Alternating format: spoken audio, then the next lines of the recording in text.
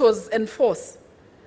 So we should direct our guns to the task force, and we need to ask the minister, actually, to submit the report as soon as possible. This report should have come together with the NADCO report. So I feel strongly, I feel very sad that the Ministry of Gender has let us down. What's your point of order?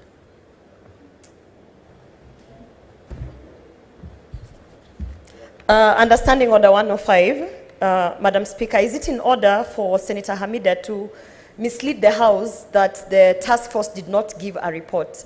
Madam Speaker, if you check on this NADCO report that has been signed by both parties, Azimio and Kenya Kwanza, it is indicated that all stakeholders actually submitted their reports, including the multi-sectoral committee that was there. The issue that we have, Madam Speaker, is actually the wording that is in this report, which specifically says that all the submissions have been heard and considered, but the NADCO committee has chosen to put the issue of the two-third gender rule aside and delegated it to the multi-sectoral committee. Senator Gloria, what are you saying? Has the ministry multi-sectoral committee submitted its report? Yes, yes. Madam Speaker, the reports have been submitted, and even if you read the NADCO report, they have even given two options. Indicate the paragraph. Let's just go to yes, this. If you go to the recommendations of the two-third gender, Madam Speaker. Not the recommendation. The report is submitted at which paragraph, please? But that is in the NADCO report. That's what I want us to refer to. Okay. Yes. Which paragraph?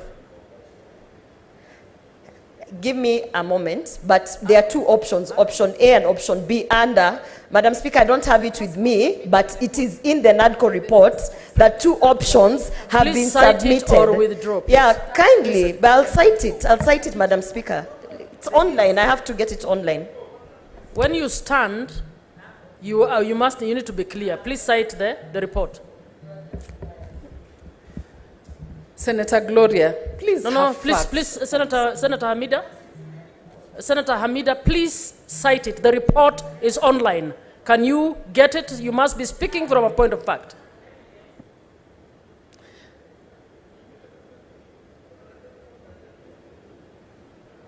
Proceed, Senator Hamida.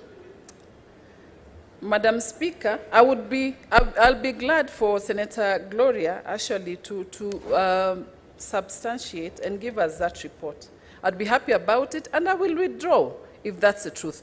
But what I know for sure, and we have Senator Aaron Cheriot, Majority Leader, I have asked him, I have questioned him, and he said for sure the task force has not submitted their report. Yeah, so I'm not just saying it for the sake of saying it. I'm not shouting for the sake of shouting. Madam Gloria, Senator Gloria. Senator Hamida, please proceed with your. Anyway. Please don't exchange with anybody. Just proceed to make your. Madam Speaker, I just wanted to say that let us not kill Baba's spirit because he has always supported the two-thirds. I commend actually him as my party leader, Right Honorable Raila Odinga, for supporting the two-thirds and for supporting the NADCO report and the team. Madam Speaker, I support the report. Thank you. Senator Khalwade. Thank you, Madam Speaker. Madam Speaker, I rise to support this national report. And Madam Speaker, I'm a scientist.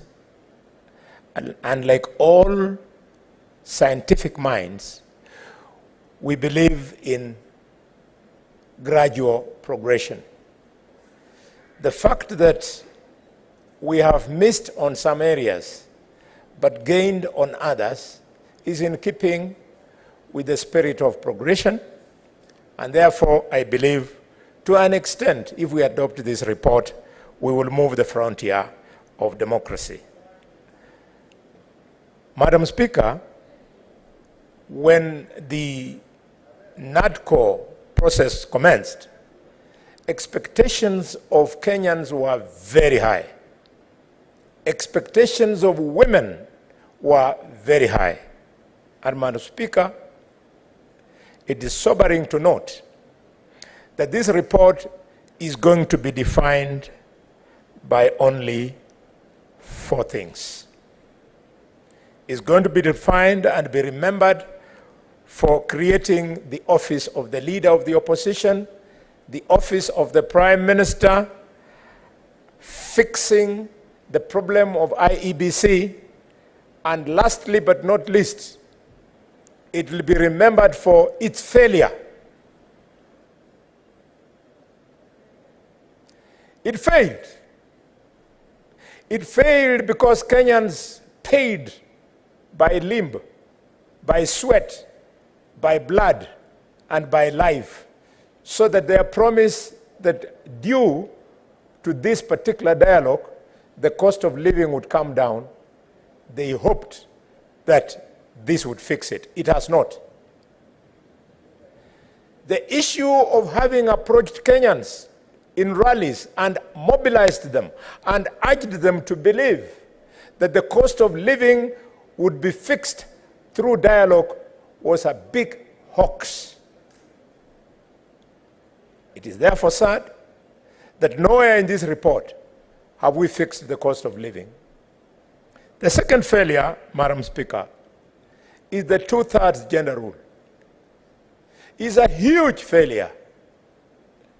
I never knew that people were lying about 2/3 gender. I don't know what people fear about women.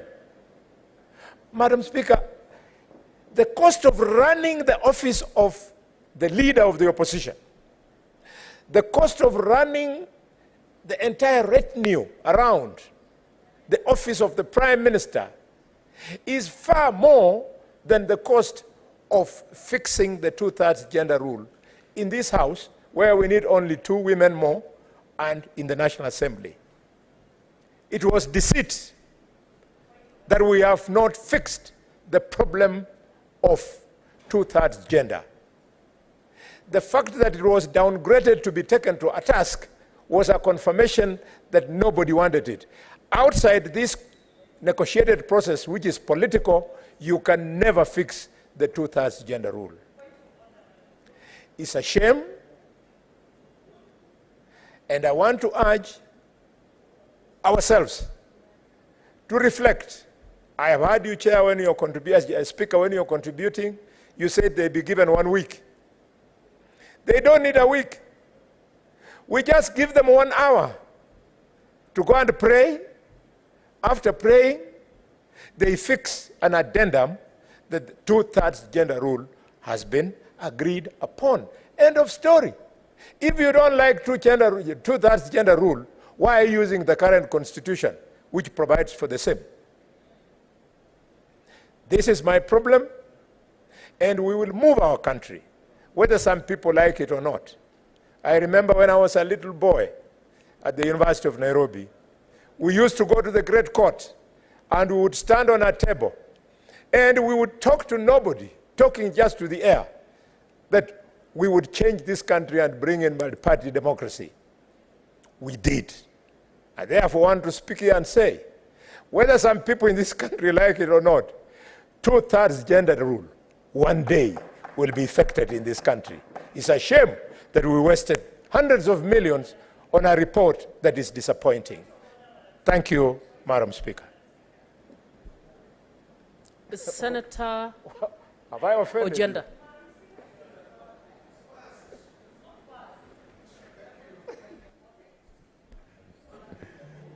Thank you, Madam Speaker.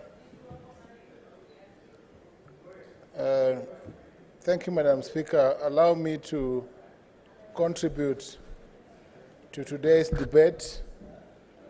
And Madam Speaker, first of all, let me start by thanking the committee. Yeah, Senator Tobiko.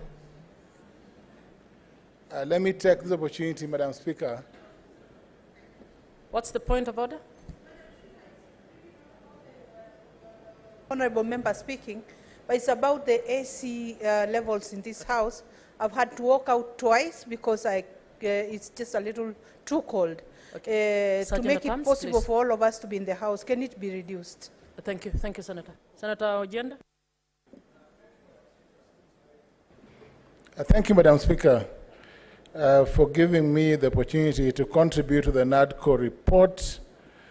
And Madam Speaker, let me start by procedurally thanking the team that sat together to deliberate over the many issues that bedevil this country and that finally led to the NADCO report.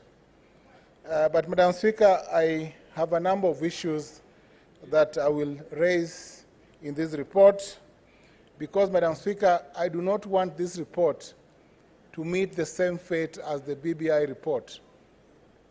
I say so, Madam Speaker, because there are several constitutional hurdles which, if not dealt with early enough, even before the bills are done, then this report may meet the same fate as the BBI report.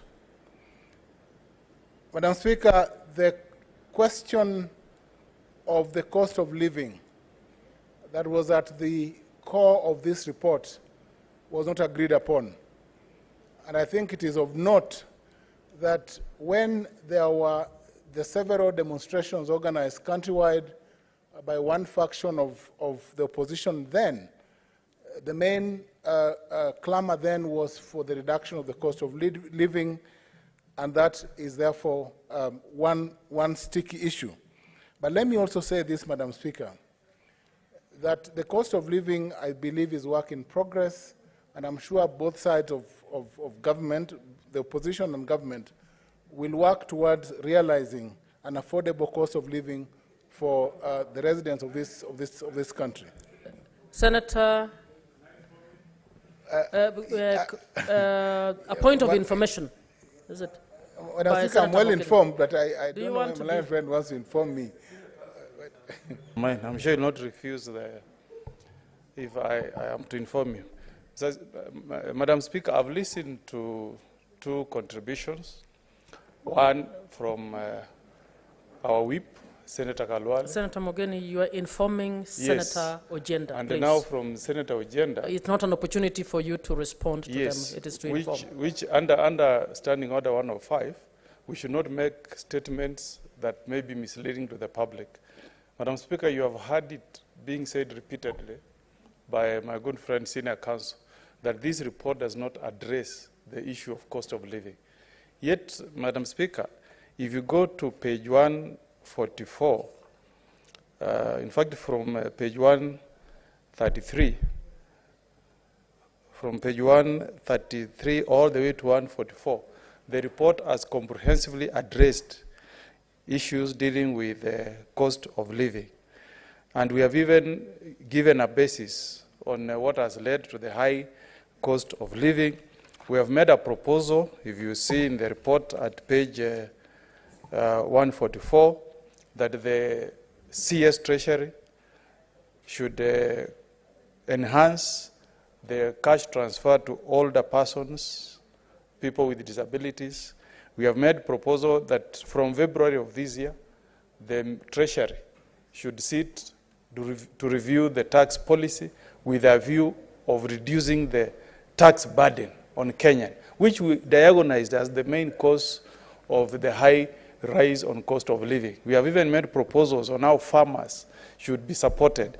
We have even made proposal, Madam Speaker, that there should be a food program to schools so that we address the issue of cost of living on Kenyans. So there is the Senator for Kisumu, my good friend, in order to mislead the public that this committee has not addressed the issue of cost of living, whereas, Madam Speaker, as I've pointed out, that issue has been addressed comprehensively by this committee. And people in Nyamira are waiting for the money for the old people to be enhanced to 10,000 shillings, Madam Speaker.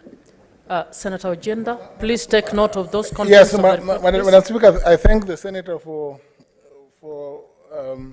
Nyamira for informing me But my contribution, Madam Speaker, was that that issue, the measures that are required to reduce fuel tax and other taxes were not agreed upon.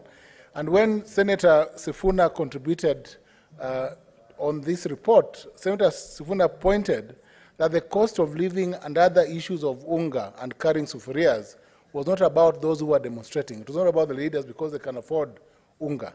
So the person who expected a reduction was the common person, and not the senators, including Senator Mogeni here, who were in the streets demonstrating and running around with sufurias on their heads, and Senator Mwok here, Eddie, who was also out there running around. But, Madam Speaker, I will leave that point. That I hope that next time, Madam Speaker, when leaders go out there demonstrating, let them have solutions for the people they represent. Let them not mislead people that in a jiffy, life will change. We must work hard to improve the status of the people we represent, Madam Speaker, and that is why it is important at times to honestly discuss and engage. Both sides of the House, Madam Speaker, have that obligation. Madam Speaker, when the Mandamano took place, I said I would not take part in the Mandamano because I felt, Madam Speaker, that the solution to the problems that bedevil this country lie in a discussion, not in the streets. Madam Speaker, let me go to the second point, Madam Speaker. Madam Speaker, the NADCO report, in pointing to the need to audit the 2022 electoral results, Madam Speaker, takes us back to the old history and the question, Madam Speaker, that this country would want to forget. This country would want to move forward. In 2010, we adopted a new constitution, and I think it serves the people of this country better to progressively deal with the issues that we have, and not to every electoral cycle, Madam Speaker, go back and fault results of those elections. I do not think that the audit of those election results will serve this country beyond what what has been done. I think Senator Eddie Mwok has done an audit of these elections. Madam Speaker, on the reconstitution and restructuring YBC, the recommendations that require that we appoint 9 members to the Senator Mwok, just wait. 9 members to the panel. What's your point of order, Senator Eddie? 9 member, Senator Mwok, you're interfering with my... Senator Ojenda, my line of let's thought. listen to the point of order, please. Madam Speaker, you know, I'm still under 101.4. You know, and the idea that the senator for Kisumu is seeking to, you know, somehow impute a very improper motive on me. You know, when you say on national TV, I think that Senator Eddie has done the audit of the elections, and knowing very well that I'm not IBC, I've never worked for IBC, and it's a senior counsel. Madam Speaker, I have to pronounce myself on this matter because he has thrown a number of jobs on me a number of times, but I'm just keeping quiet. You know, he's a senior counsel who by law knows all the institutions that can be able to actually deal with an issue of election. So is he in order to put my name on something like this, or is it actually... Senator Ojenda, let me just, do you have any evidence that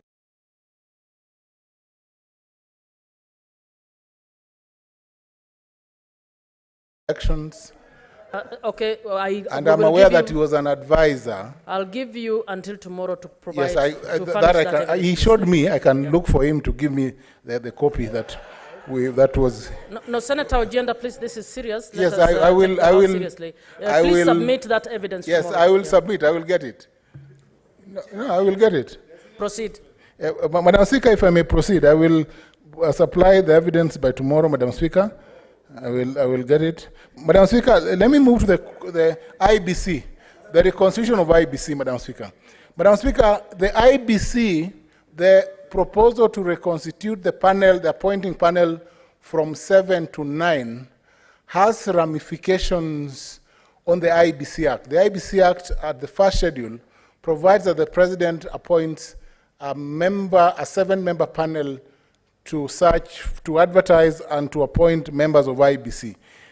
The proposal by NADCO, the Omogeni team, Madam Speaker, is to the effect that this House and the country has to await form amendments to the IBC Act to be able to continue the process of appointing commissioners. Madam Speaker, that is a long process. I believe that that panel, however, will be representative and will serve the interest of this nation. Madam Speaker, if I may move to the other recommendation by the NADCO report, Madam Speaker, on the question of political parties and on the choice or promotion of political democracy, Madam Speaker, this fact, Madam Speaker, is well covered by Article 38 of the Constitution and the Political Parties Act.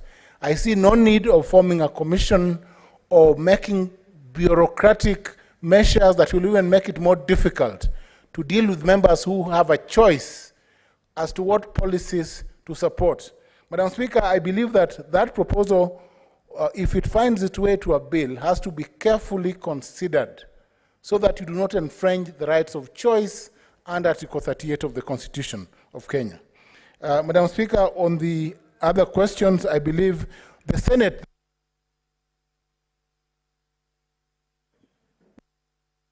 Senator Miraj.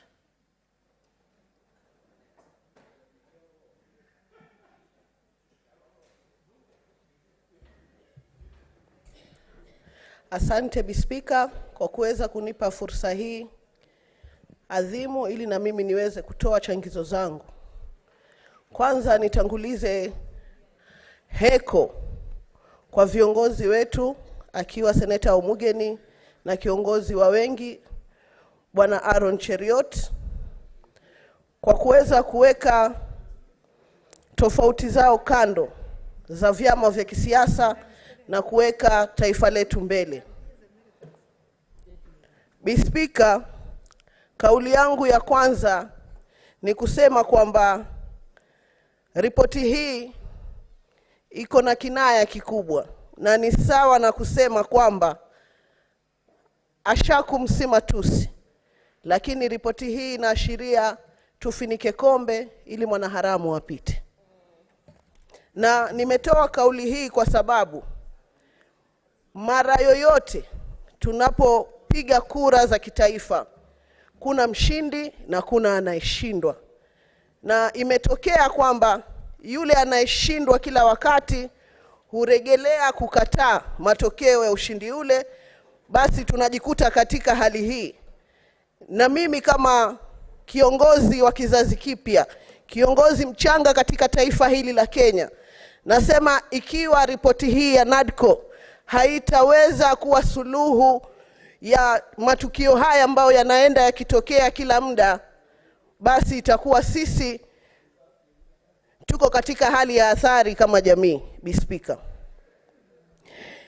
niweze kuzungumzia masuala ya mapendekezo ya kikatiba ambayo yanakwenda kufanyiwa marekebisho.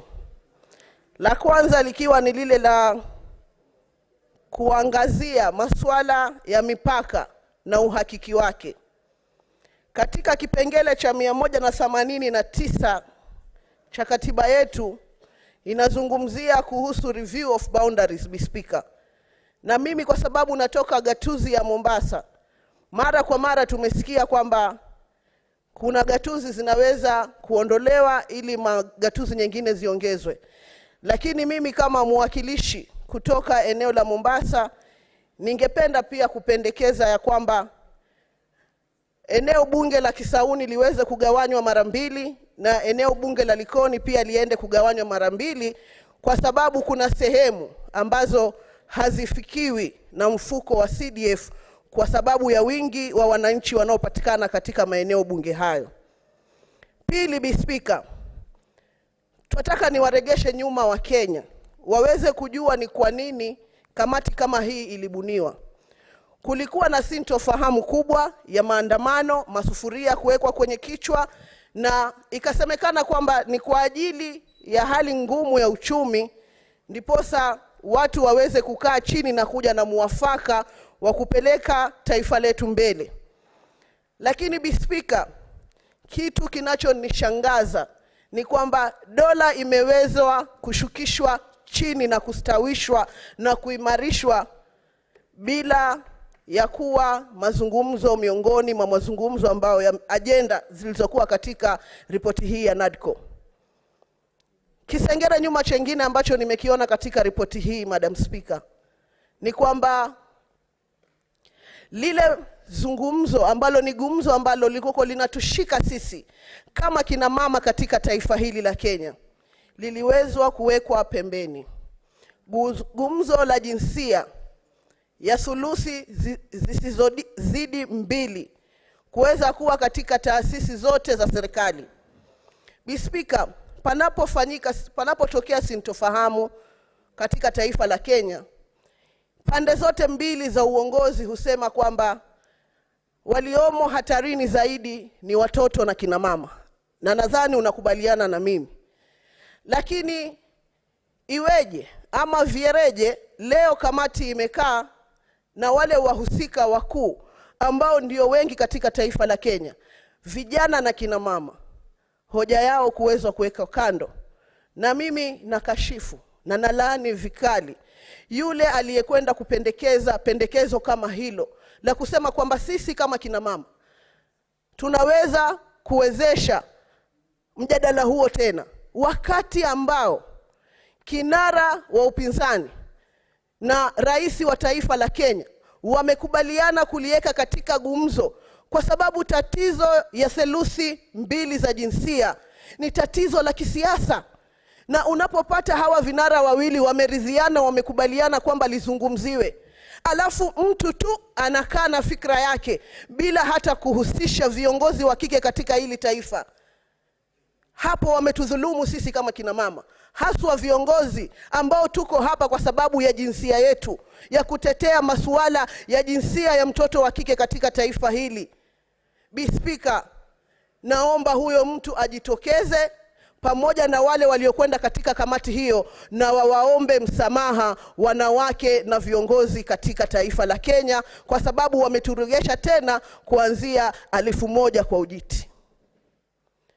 Bi Speaker, nipongeze kamati hii kwa kuweza kusajili rasmi ofisi ya mpinzani katika taifa la Kenya, kwa sababu hiyo itaashiria kuwezeshwa na kuthibitishwa na kuimarishwa kwa upinzani, ili demokrasia iweze kunawiri na kutaradadi katika taifa letu la Kenya. Hivyo basi, kuwa macho ya wananchi pale ambapo serikali sio tu ya Kenya Kwanza ama ya Rais William Samoei Ruto, kwa sababu yuko, hata serikali zitakazokuja zitakuwa. Would you like to be informed? Yes. Let's proceed.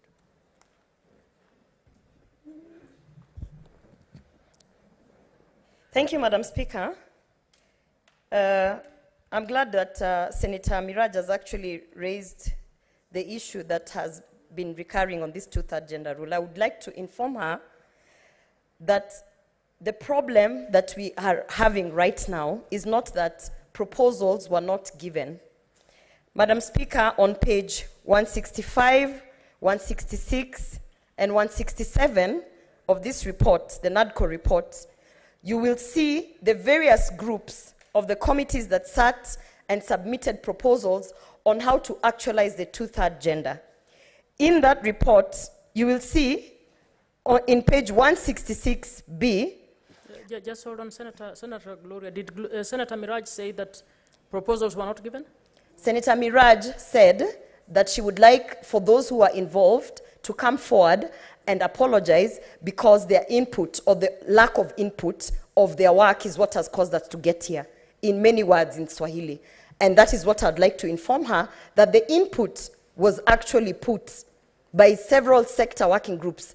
And on page 166 of this report, B, you will see that it is in the NADCO report stating, a multi-sectoral working group was established on 15th August 2023 via the Gazette notice by the Cabinet Secretary for Public Service, Gender and Affirmative Action to develop and recommend a framework of implementation of 2/3 gender principle. If you go to page 167 of the same NADCO report, it then says that committee recommendations After the input of all these various committees, including KEWOPA, including all the public participation, then the committee, the NADCO committee then says, the committee recommendations are that the committee, and I'm reading now 518 on page 167, the committee recommends that A, the multi-sectoral working group on the realizations of the two-third gender principle under the Ministry of Public Service, Gender and Affirmative Action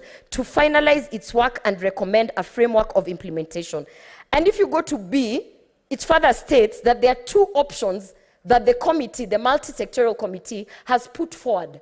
So it is the NADCO committee that is recommending that the multi-sectoral committee goes to sit further and deliberate. So what is your point? So that is my point of information that I was informing Senator Miraj, that all the different committees and segments of people who brought their proposals actually did their input. And it is not their fault. That is true. It is not their fault.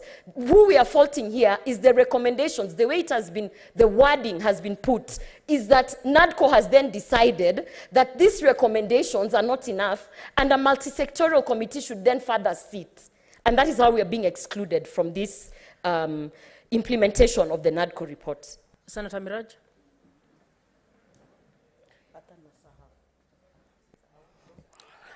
Abi Speaker, nikiendelea ni kwamba pia ningependa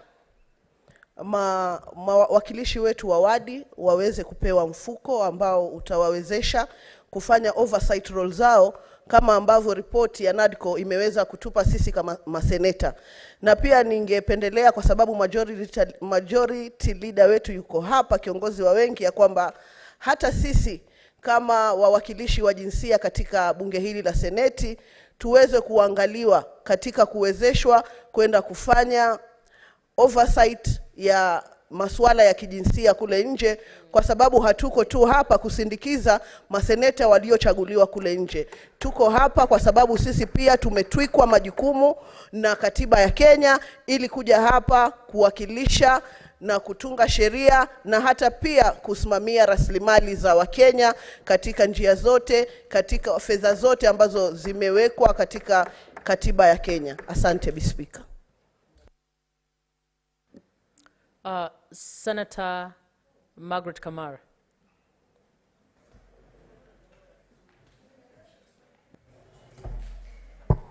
Thank you, Madam Speaker, for giving me the opportunity to join my colleagues. First, in congratulating the committee, the NADCO committee, for a very nice negotiations. I congratulate them because we are reminded of the IPBG days. The return of something similar to IPBG reminds us one thing, Madam Speaker, that Kenyans know how to negotiate and that Kenyans love peace. I want to congratulate the President and the former Prime Minister for choosing the route of peace. This is very important for us as a country because we are a country, Madam Speaker, where during elections we have refused to be completely divided. And that is why the margin between two candidates has never increased. Not even that. You find that the formations in, since the new constitution came has kept shifting. One formation in 2013, another different formation in 2017. Actually, it started all the way in 2007. So it means Kenyans are very close to one another, and it's very, very difficult to divide them into a majority and a minority. So for that, it is important for us to notice that the way of peace, the way of negotiation is a way that we should always do, and we laud the President and the former Prime Minister for choosing that route.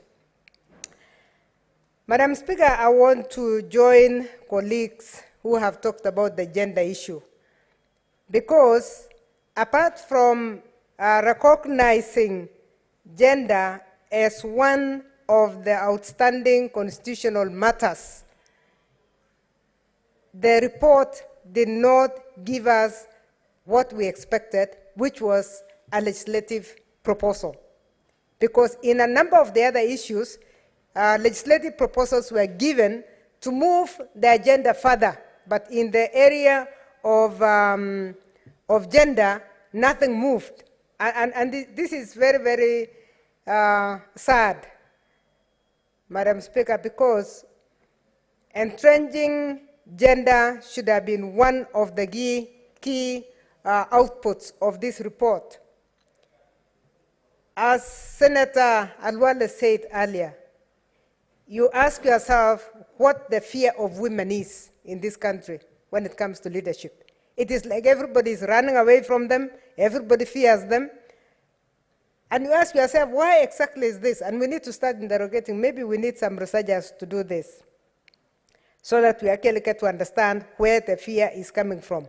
Because the real reason why the gender issue was raised in the Constitution of Kenya 2010 was the fact that there are areas that male gender will interrogate better than female, and there are areas where female will do better than male when it comes to development. This is recognized worldwide. But it is so sad that in the region, Kenya has continued to lag behind. We are lagging behind Rwanda, we are lagging behind Uganda, we are lagging behind Tanzania. It is a very, very sad situation, and we really need to ask ourselves how we can deal with this issue. I would have accepted that an amendment be brought to this report so that gender is actually rectified, because we need to rectify, and in particular, we don't need to do much more research. In fact, this report that the multi-sectoral discussed and whatever is not the issue. The thing is that we have all the facts. We had them during the promulgation of the new constitution, and that it was there. It is just a matter of how to operationalize the clauses on gender and make sure that this is done. It's no wonder that you find that although we are saying all elective and nominative and as well as appointed positions should have gender balance, that even the appointed ones have not been addressed. It's because of the same attitude towards gender which needs to be dealt with. We therefore need to revisit that. The other issue, Madam Speaker, that I would like to mention is to congratulate the committee for coming up with the establishment of these two offices. Some people think it's negative to have the offices, but I think it's very positive to have the office of the Leader of Official Opposition and to have the office of the Prime Cabinet Secretary. In fact, during the process, the Bombers process, and I was a member when the Constitution was being drafted, Madam Speaker, it was very clear that Kenyans wanted 5 positions in the top leadership of this country. They wanted a president and a deputy president, and then they wanted a prime minister and 2 deputy prime ministers. What were Kenyans looking for at that time? They were looking for inclusivity, because the negativity that we have had, tribalism that we have had, has had to do with people not being included. And inclusivity is a very important thing. So even the inclusion of a leader of opposition is very important, because that's not an enemy to the country. Being a leader of opposition means you are the one who is championing the checks and balances of government. That's simply that. And so we should not really be running away from those. So for me, those 2 positions are positions that are good. Madam Speaker, finally, the entrenching of the funds in the Constitution. These 3 recommendations are good. The entrenching of the Senate Oversight Fund in particular is one that is attractive. But then you ask yourself in this House, how is it that we are talking of 47 senators and not 67 senators? We must start to interrogate and ask ourselves. When we were discussing this fund earlier, I chose not to talk about it because I wanted it to pass and I wanted the money to come in, so that it's not an excuse of they fought over the money and they left it. Now that we have the money, we need to ask ourselves, really, are you going to have the nominated members not involved in oversight? That will be a lie to Kenyans. The reason we have nominations is so that we have areas that were not covered. Gender is one of them. The disabled are the other area. The youth is also there. So we cannot ignore that constituency when it comes to oversight, because there are also issues that need to be looked at. And oversight is not just interrogating the expenditure of the governor. Oversight means looking at also the budgeting by the governor, looking at these CIDPs to see whether it is actually covering every sector. And there are sectors that have not been looked at, which need to be looked at. So it would have been very, very useful that as we entrench the Senate Oversight Fund, we would have actually resolved the issue of having everybody in this Senate, the 7 members included. And we need to also have a structure. We even need to have that committee, a committee that should actually spearhead the spending and to focus on the reports of the reports that come out of the activities of oversight. Because unless that is done, it will just be money coming in and money going out. We cannot afford to lose the time when it comes to oversight. We must oversight the funds that go to the counties properly, starting from the budgeting, starting from the establishment of the CIDPs, all the way to make sure that everybody is included and that everybody is enjoying the funding that goes to the devolved units. Madam Speaker, I know a number of members would like to contribute, so I want to stop there and leave my last 1 minute. Madam Speaker, I support this report and I really congratulate the committee. Thank you, Madam Speaker. Senator Murgor.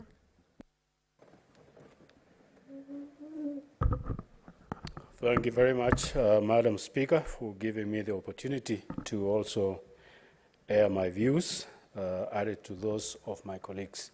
I would like, first of all, to congratulate the principals, and that is the President and Honorable former Prime Minister Raila Odinga, for the willingness that this dialogue gets carried on, because that actually brought the country together and quieted the noise that was there and pointed the country to the right direction.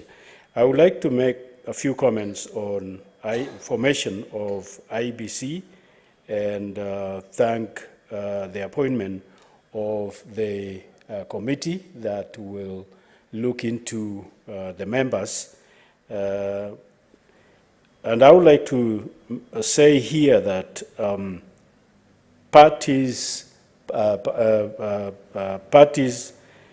are interested in pulling about IBC to one way or the other. You find that political parties would like to be favored in one way or the other, and therefore the neutrality and standing in a position that will not be favoring either party will really be the way to go in the country, because if it favors a party, a political party, that will be twisted to the wrong direction. And also, some politicians would like to pull to their side, and therefore neutrality of the IEBC is paramount in taking the country into the next exercise that is ahead of us. And then on economical stability and improvement, the government has taken really the right direction by looking into production of food, because if there is stability of food, anything else can come later. Even if we talk of school fees and all that, as long as people are eating and as long as people have food to eat, that any other agency will actually be looked into tomorrow or the other day, as long as people have food. And therefore, enhancing production of food by giving affordable fertilizer to the farmers is a very ideal thing that our government has really enhanced production of food, because the noises that we made and all that could not produce food. And therefore, for the government to have gone into the farmer and into whoever is producing food is an ideal approach that has made food available, and it is beginning now to come down on prices. But I would like to point here that the person that is really feeling and having difficulty is a consumer, because when you talk to farmers, they are very happy at prices of their food commodities. I was talking to a farmer of sweet potato, potatoes, Irish potatoes, and they said for the first time, a bag of the commodity has now hit 2,000 shillings a bag, and they are very happy. And so, but the person that consumes without producing it is feeling the pinch of that price, and therefore there is, give and take between the consumer and the farmer. So, and the president announced as we were meeting in Naivasha that a liter of milk is going to cost 50 shillings now. And so a producer of milk will be very happy, while the person consuming will feel the pinch of that price. And then, as my colleagues have said about putting the CDF and all the other funds in the Constitution, it is very rightly so. And I would like to say here that for the MCAs to have funds of their own for development is a very, very good idea, because right now most of MCAs are just like flower girls to the governors, because of the fact that governors have all the money and MCAs have none, and therefore they make them either be loyal to them personally or have nothing. And therefore, to have independence on that item will be very helpful to the MCAs. So I support. Thank you. Senator Eddy.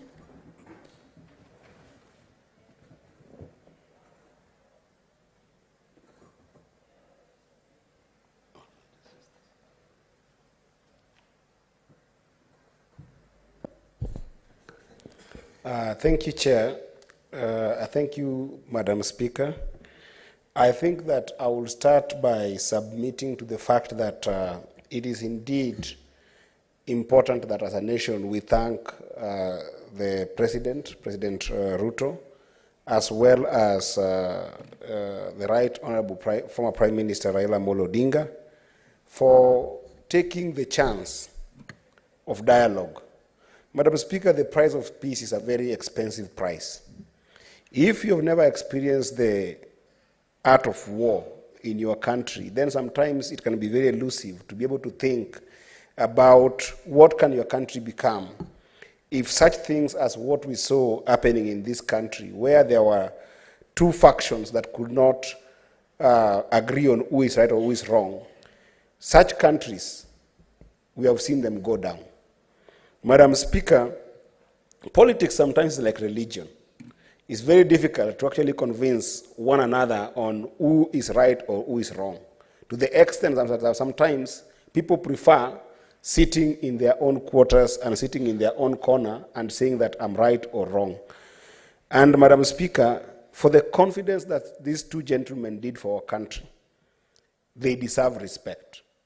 The President, as the head of state in this country, honestly does deserve respect for actually accepting that a country could sit together and talk. Because, Madam Speaker, it reached a point where in this country, we were getting to a situation whereby even if you said you are you didn't care about ODM and you could shoot a few people here and there with the police, what happens if you could have reached a place whereby it is purely ODM in a region like Migori County, where I come from, where the border is so significant in the economic performance of this country to the extent that it's number 3 place where goods and services are passing through. And therefore, as a country, we have prime cities and prime borders that do affect the entire region in terms of business. So the country was getting at a place whereby we were going to get a standstill, that even a possibility for civil strife was not a far-fetched an idea. So therefore, I want to start by telling the country that the juice of NADCO is the fact that it redeemed peace. And therefore, we want to thank the President, and with a lot of respect, and we want to thank Right Honorable Raila Amolo Odinga for giving the country a chance to have a dialogue that resuscitated peace, as well as ensure that national cohesion can still be a virtue that we live for as a nation. That said, Madam Speaker, I also want to say that I want to thank the team for sitting for many hours. Sometimes as colleagues, when we see people doing these special committees, we don't know how much work it actually does entail. Madam Speaker, we were in Shakahola committee, and I saw how much time we used to spend, sometimes burning the midnight oil, trying to discern what is going on in the country and what's going on in Kilifi. I can only imagine how much these gentlemen and ladies did sit and work so hard for our country to be able to come with such a report that I think is very rich and goes to some of the core issues that made us as a country differ. So I want to thank especially the members of the House and the members of the lower house who were there, of course, led by Senator Cheriot, as well as Senior Counsel Okongo Mogeni, for the work that they did. They did the best they could with the much time that they had and with the people they could be able to interact with. Madam Speaker, of course, one of the major issues that was there that caused the problem that we saw in our country was the cost of living. And I think that this report has attempted very well to be able to deal with some of these things. If you look at page 144 of the report, it is proposing that the Social Protection Fund should actually be expanded to include some of the people who are downtrodden by issues of high cost of living, to the extent that people living with disability, and as well as people like old people, in the old person's cash transfer. How do we make this cash transfer effective? How do we expand the support for these kind of people? In fact, as a young person, I wish that they had even the courage of classifying youths coming from schools, comrades who are coming from schools, whether it's TVETs, whether it is universities, whether it is colleges. I see many of them in Migori County. When they come from school, they spend even 1 to 2 years. They cannot be able to find jobs. They cannot be able to find ways of living. I wish that the Social Protection Fund was expanded and put them as a risk group. Because those youths, if you are to give them 10,000 every month for at least a year, that gap year when they're still looking for a job, they will have better outcome of succeeding in their lives when they now eventually get a job. So the idea that Social Protection Fund can be expanded is a good one, but I wish that they could see youth in this country as vulnerable, especially those who are living in tertiary institutions and cannot be able to get support. I also support the idea that older persons, the money should be increased from 2,000 to 10,000. Because these old people that we have, as a country, we haven't figured out how we support old people, even when they are sick, or if their sons and daughters and grandchildren have left home. They don't have the support structure that they can be able to depend on. So it's not only about subsistence of giving them some money to eat, but also increasing this money in such a way that they can even use it to procure some simple medical services that they need. Lastly, Madam Speaker, I want to congratulate the report for inputting on IBC as well as political parties to bring sanity in our entire politics. The idea of electoral justice as well as oversight on the executive are ideals that we must continue championing and fighting for. And Madam Speaker, you can just imagine right now, if you were to come to this house and then the entire side of the house, all people move to the other side. You won't have a debate. We won't have a conversation. It is something that people must embrace, and be able to build.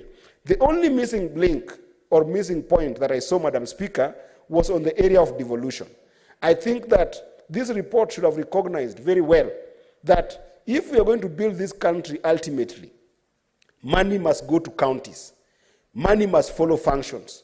And we must empower counties to have more money so that both power and money can be felt to the people. I know that there's an attempt to give MCAs money, and I support it 100%, that MCAs must be given some resources, but there is no risk of even increasing some more counties, because if you've got more counties, then it means that more money will go to the county. It doesn't take away from the national government, it just gives more to the people. People like people of Kuria, where I come from, these are minorities that their population has grown so big that I think that there's nothing wrong with giving Kuria a county. There's nothing wrong with giving the people of Teso a county. There's nothing wrong with giving people of Suba a county. All you're doing is that once you give them the county, when you expand that allocation, more money will go to the grassroots. It doesn't mean that if Kuria gets a county, it's going to take away from other counties. So the issue of devolution is something that I wanted to see some rigor, some engagement in this report, because ultimately it is the one thing that if we all rally ourselves behind, then this country can be able to develop in a manner that we can never be able to recognize. And this is something that even as we're having this conversation, as we'll be having some more opportunities to look at this report, I know that the recommendation was that it be adopted in its entirety, which I do support 100%, but there are going to be opportunities where we can be able to review. For instance, IBC is being put in place to be able to review boundaries in the country, to be able to review some of the administrative elements that we have in this country.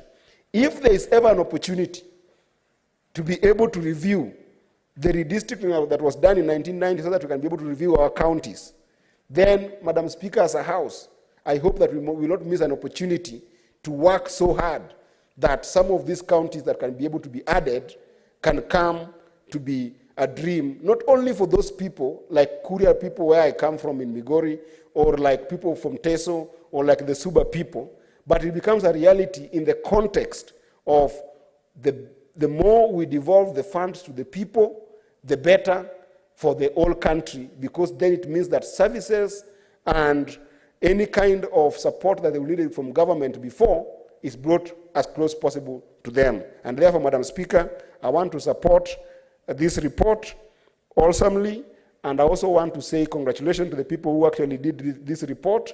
And again, I want to pass my sincerest respect and thanks to our two leaders in this country, the President Ruto, as well as the Right Honorable Prime Minister Raila Amolo Odinga, for giving us a chance to be able to vent and make this NADCO report a reality. Thank you, Madam Speaker.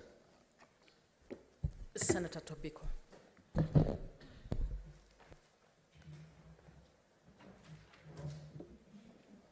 Thank you, Madam Speaker.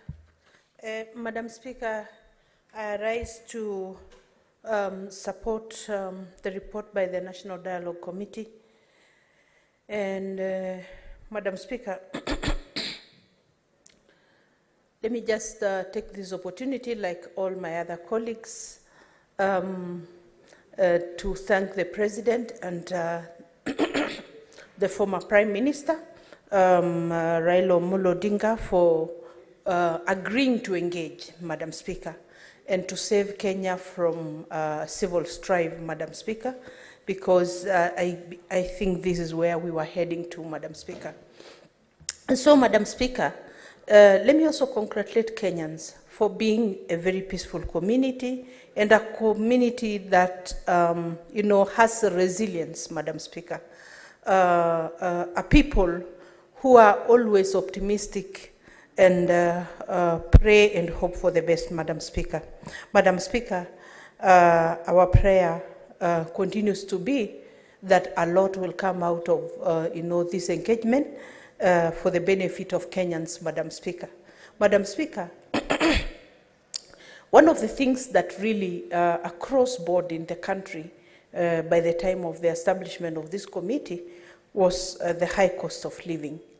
And Madam Speaker, it is our sincere hope that it will go beyond the report that, we will aspire as leaders, both in the parliament, in the executive, in the judiciary, we will all aspire to bring the cost of living down, subsequently, until Kenyans can feel, that they can lead their lives normally and, in a respectable manner, Madam Speaker. Madam Speaker, I was in Dubai just the other day. Actually, I came back the day before yesterday. And Madam Speaker, I was speaking to someone there. And they were telling me they don't have oil like most of the other Emirates. But the life in Dubai. The living standards of those people. You know that even the dollar they have managed to have the dollar at a certain level, I think 3 shillings to the dirham, for the last 40 years, Madam Speaker. And I was asking them, what is your secret? And they told me, we have only 2 things in this country. One, tourism, because we receive around 25 million tourists in a year. The other one is investments. And Madam Speaker, I kept asking myself, Dubai receiving 25 million tourists in a year. We, a country that's blessed with so much, we're blessed with good parks, we are blessed with good beaches, we are blessed with a very wonderful and rich, diverse cultures of the people of Kenya. But we receive a paltry 2.5 million tourists, and you wonder, what is it that does not make it right for us? Is it our infrastructure? Is it the corruption levels in this country? Is it that we have not gotten our systems right, that, visitors don't feel comfortable and don't feel like, they can have their lives well managed, or what is it that makes it not work for us? And we need to ask ourselves this question, because we must continue to bring the cost of living down, Madam Speaker. Madam Speaker, the cost of farm inputs has been high in this country.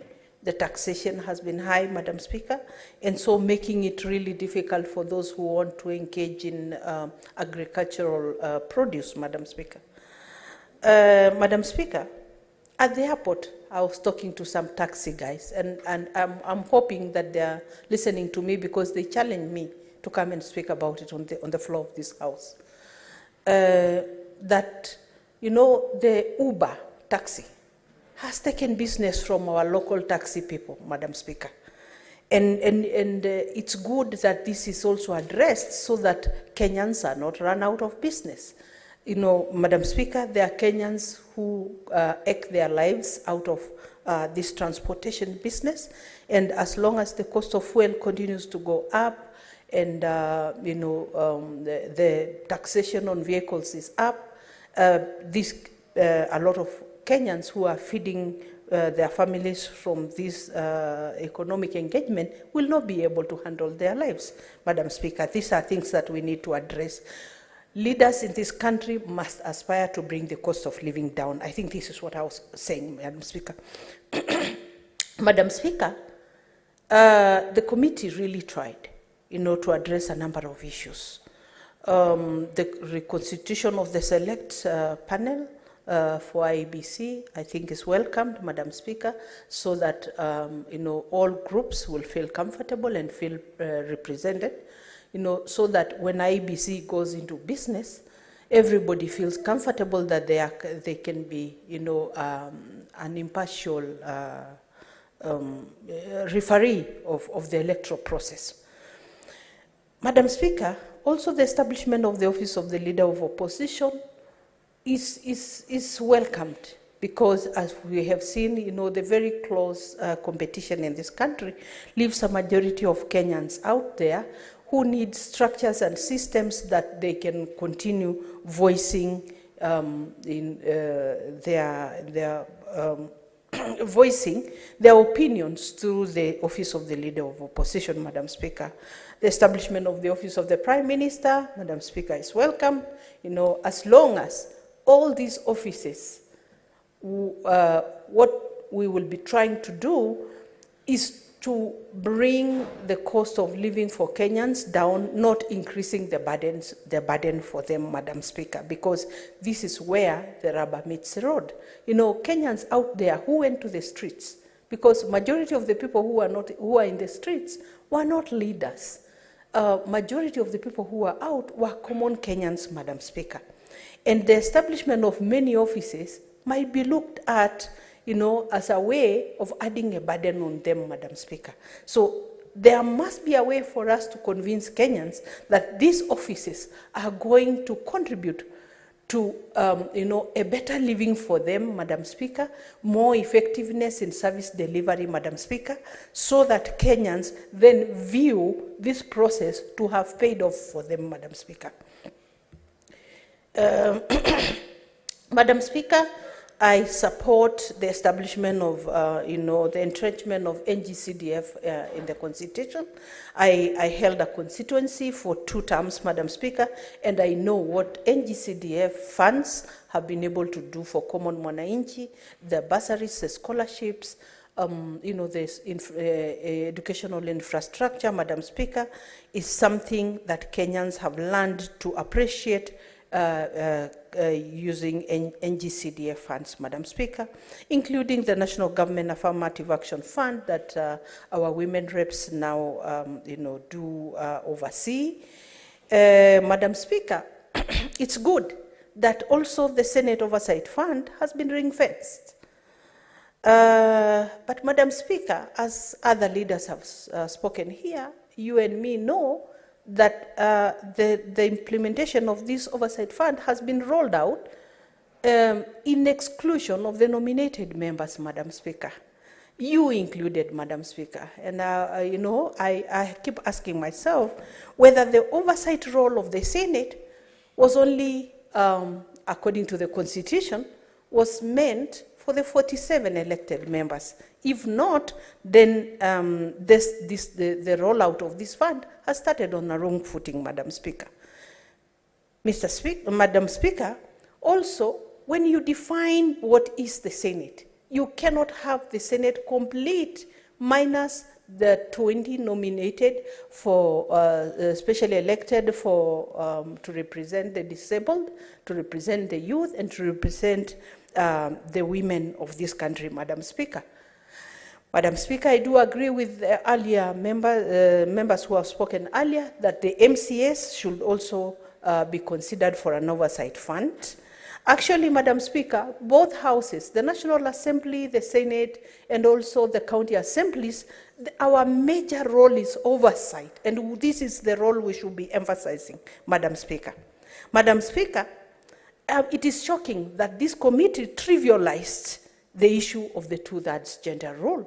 Yet, this is in the Constitution, and I don't know why we continue to, sweep it under the carpet when the Constitution is very clear that it should be implemented. Madam Speaker, when it comes to the role of IEBC, and I'm asking, Madam Speaker, just because I can see the light has gone red, for 2 minutes, Madam Speaker, I believe I'm one of the last speakers. Madam Speaker, the role of IEBC, and this, I want to connect it to the 2/3 gender role, because I have seen it and detailed what IEBC will do and will continue doing. But Madam Speaker, for me, and from the experience I have had in the political space, one of the roles that IEBC should undertake is party nominations. Why do I say that? It is during party nominations that a lot of women of this country are lost out of the competitive electoral process, Madam Speaker. I say this, Madam Speaker, because parties are individually owned. They belong to owners. And when they don't want to give you the ticket, they will not give you the ticket. And this is where the women of this country lose out, Madam Speaker. I am saying this, and I will continue saying this, because I know if I had a ticket to the ballot, Kajiado today will be represented by a woman governor. That is how we lost. We lost in the party primaries, and if IEBC does not come to referee the party nominations, the women of this country will never be able to get even 50% of the elective slots. But if IEBC is involved, because I have faith in them, Madam Speaker, I know the women of this country will not be asking for anybody to nominate them to any slot. We will compete for space, Madam Speaker. Thank you, Madam Speaker. Honorable Senators, pursuant to Standing Order 84-1, I wish to make a determination that the matter does not affect counties and put the question. Honorable Senators, I put the question that the Senate adopts the report of the National Dialogue Committee laid on the table of the Senate on Wednesday, 14th February 2024. Will as many as are of that opinion say aye? Aye. Aye. Will as many as are of a contrary opinion say nay?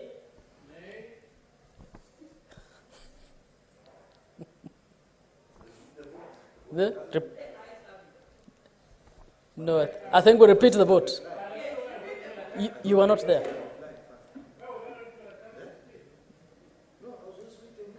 No, you were not there. Can we repeat the vote? Yes. It's a tie, because you are only two and one went for. Will as many as are of that opinion say aye? Aye. Will as many as are of a contrary opinion say nay? Nay. The ayes have it.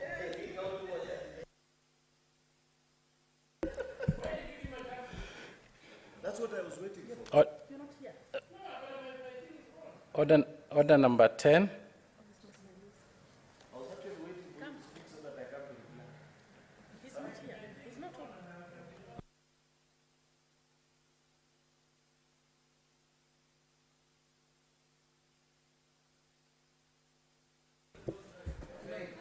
Order number 10. The Water Amendment Bill, National Assembly Bills number 33 of 2023, second reading, resumption of debate interrupted on Thursday, 15th February 2024.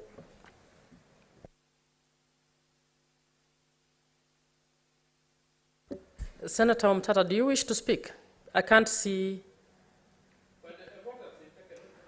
No, for the water bill. We are now on the water bill. Sorry, I didn't realize you wanted to speak, because you were not reflected.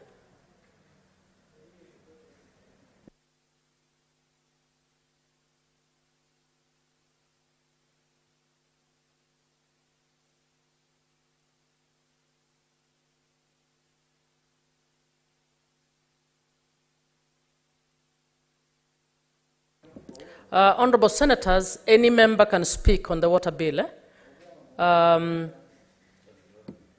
Because we had last time we concluded with Senator Kajwang, and he had actually concluded. So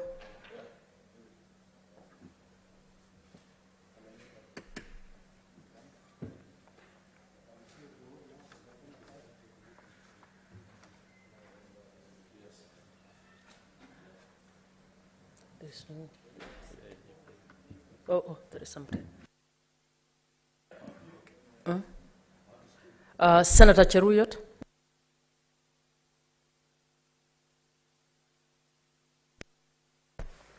Thank you, Madam Speaker.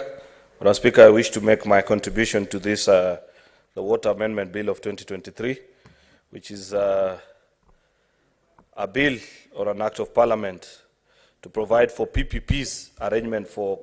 Senator Cheruyot, you're replying to the motion? No, contributing. You moved it, huh? Oh, yeah. No. You actually moved it.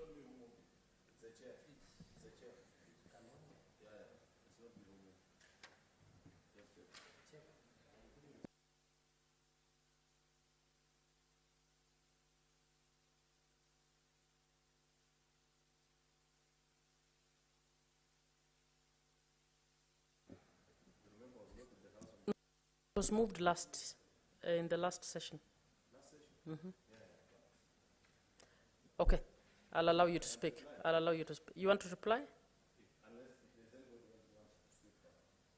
Is there anybody else who wants to speak?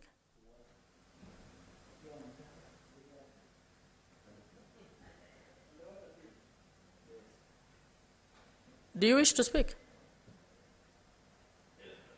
Okay. Senator Omtata.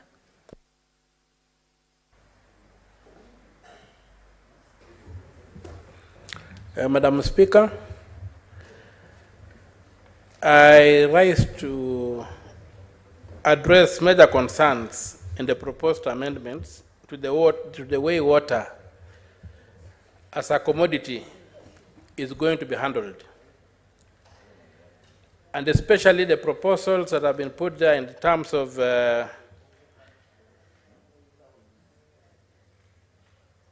privatizing the sector, allowing private players to come in and play a significant role. Water is a basic requirement of life, and it must be availed to the population in a manner that is not exploitative. It must be availed in a manner that people don't make profit out of it. I think there's a petition from Runda, the Nairobi County Assembly, where there's a private company supplying water there, and they're complaining they're paying about 5-6 times what the Nairobi City Council, Nairobi Water is charging. So a private player will come in to make profit on a basic commodity. And that's what my concern is. The water should remain with the municipalities, and the municipalities will just ensure efficiency so that water can be availed in proper quantities. Otherwise, private actors will say, okay, the informal settlement may not be able to afford this water at what we want to charge. So the water will not go there. So I would really want that we look at the issue of privatizing this sector, or allowing private actors to come and play a significant role at the base level. If you want to go and purify the water and sell them in bottles, you can do that. But to sell water in the pipes, and then when you sell this water and when you put a company to sell water in an area in pipes, how would you distinguish water? How would you allow competition in that area? Will an area be bound by the person who laid pipes in that area, that they can only get water from that vendor, not from the other vendor? So, Madam Speaker, I think that it will be most inappropriate and will go against the rights of Article 43, where the state has an obligation to provide water, clean water in quantities that are required. If we put in private players to supply a basic commodity like that, the market is driven by profit. And that drive is going to distort water, and water is going to be owned by the elite. The poor people will have no access to water. What must happen that water must remain a service provided, piped water I mean. Piped water must be provided by the municipalities or the counties, and if private actors want to come in, they can come in and brand water and have whatever, but the pipelines must remain open to everybody. Otherwise, we are going to end up in a situation whereby provision of water will be a problem. And there are case studies around the world whereby this kind of action that has been taken, that's being proposed, has been taken, and we have ended up in situations whereby people have been overcharged. Look at the price of bottled water. At one point, it was more expensive to buy water than to buy petrol in this country. So that should be an indicator that the profit motive and the fact that water is such a basic requirement of of water, you basically have no life. We should not allow private actors there. Water is like air. It must be availed at a minimal cost. Just the way we avail roads at a minimum cost to everybody, irrespective of class, but to ensure that those who don't have as much as others still have access to water. And so the proposal to allow private actors to play a prominent role at the foundational level of water provision is something we should be reluctant to embrace. And I would urge that that particular part of the Act be amended. With those few remarks, Madam Speaker, I rest my case. I now invite the mover to reply. Thank you. Thank you, Madam Speaker.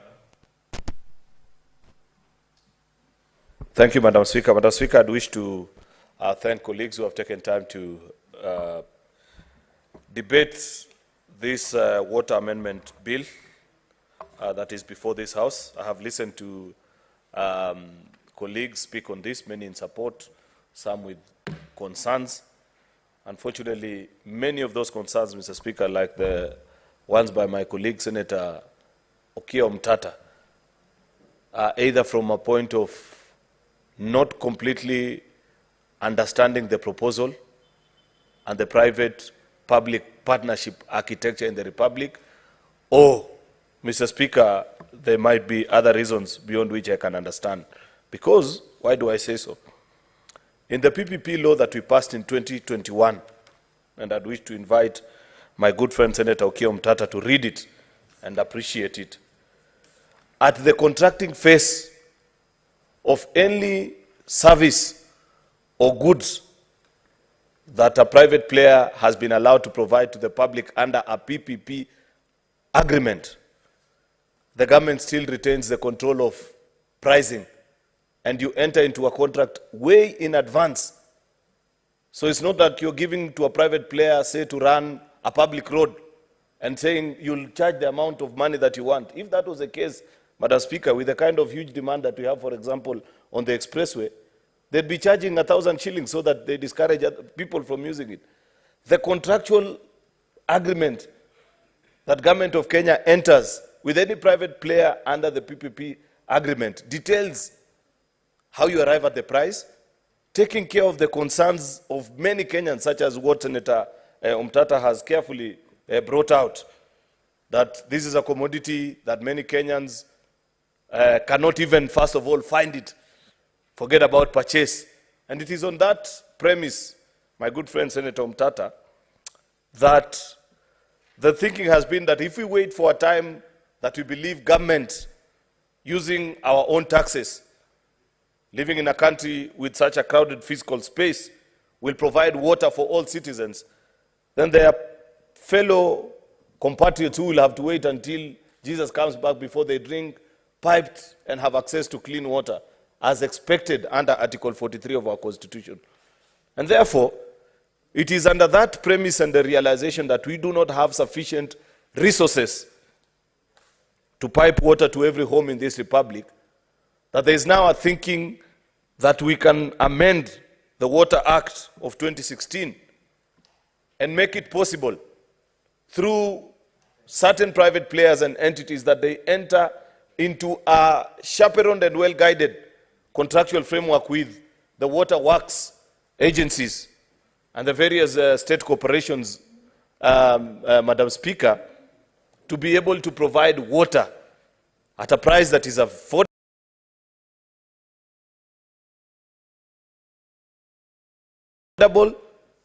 in the right quantity. This country where anybody walks around with water bowsers without even any certification to show where they have gotten that water from. There are people who are siphoning water out of public water agencies and coming in to sell within informal settlements and various parts of the city. Madam Speaker, we want to make that a thing of the past.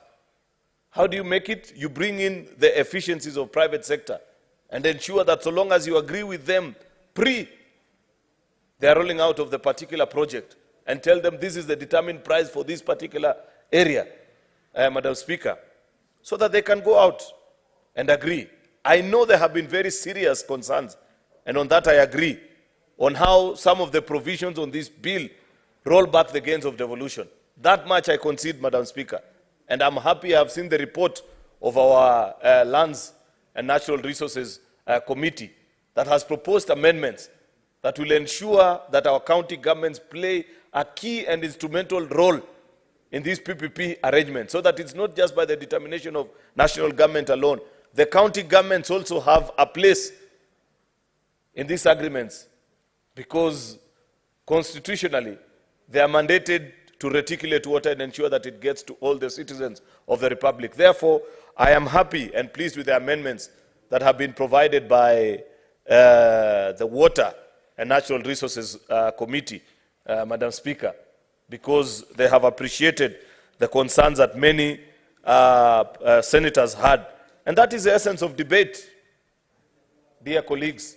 When a bill of parliament, when a bill is proposed before the House of Parliament, it is our duty. I don't appreciate, Madam Speaker, this business, and I see Order, Senator Eddy and Senator Chesang, please listen. You know, the two gentlemen earlier on had informed us the kind of things they do in public washrooms, Madam Speaker. So when they see them excited together, I am tempted to think other things.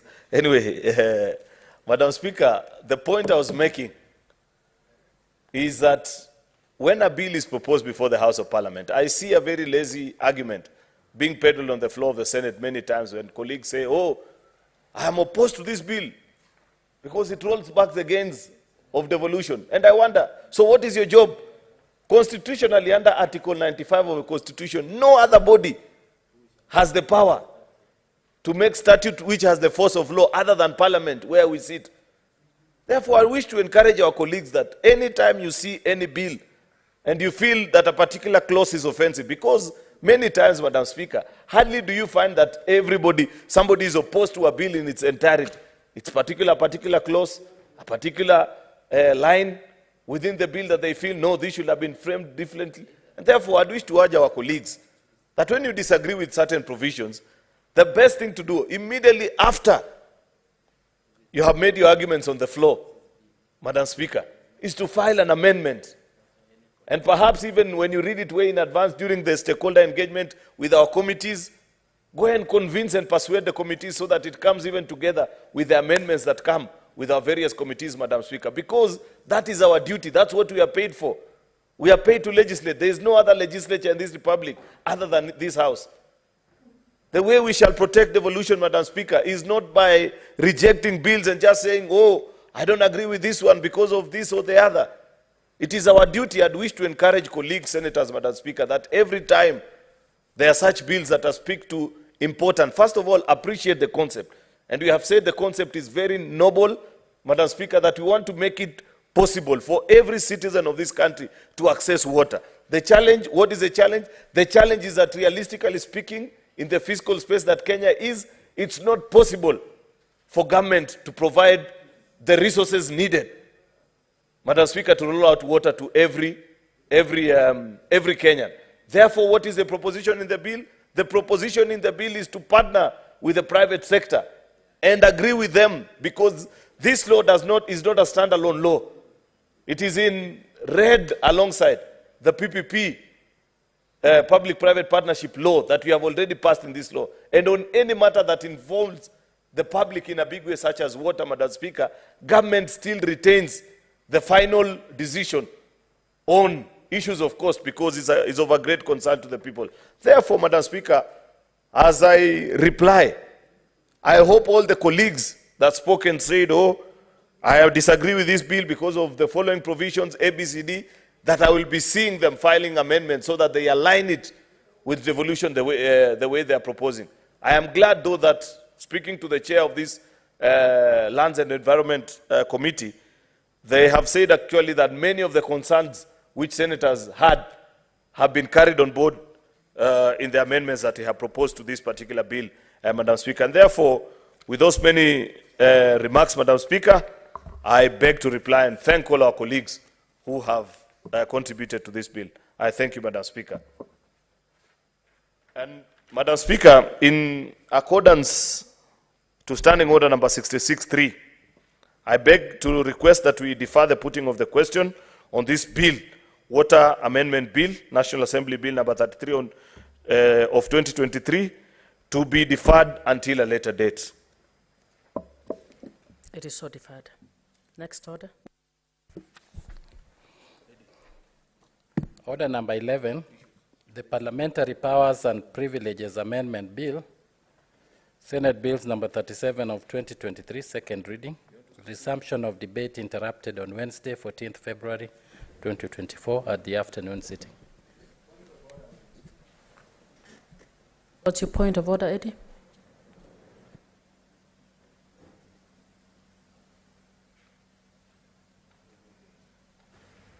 Thank you, Madam Speaker. You know, I've just seen I'm rising under Standing Order number 41. Madam Speaker, I want to appreciate the weight of the order that has just been read. You know, parliamentary powers and privileges is a very important bill that I think that when we're discussing it, I would want to see some rigor and some commitment by fellow senators to it. I'm just wondering, Madam Speaker, whether we have got the quorum necessary to be able to prosecute on that particular bill, Madam Speaker. You know, understanding order number 41. Perhaps you could advise, Madam Speaker. Clerks, do we have quorum? Sergeant at Arms, can we ring the bell for 10 minutes? For 2 minutes? For 2 minutes? Can we ring the bell for 10 minutes?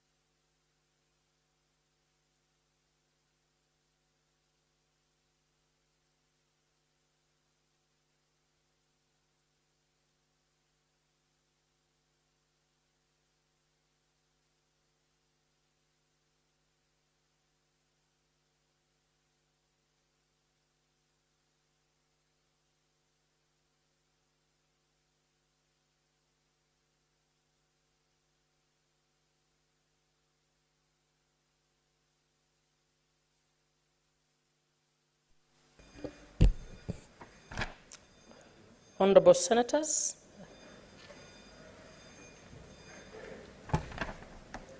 having failed to attain quorum at the expiry of 10 minutes, the Senate stands adjourned pursuant to Standing Order 41-2A until tomorrow, Thursday, 22nd February 2024 at 2:30 p.m.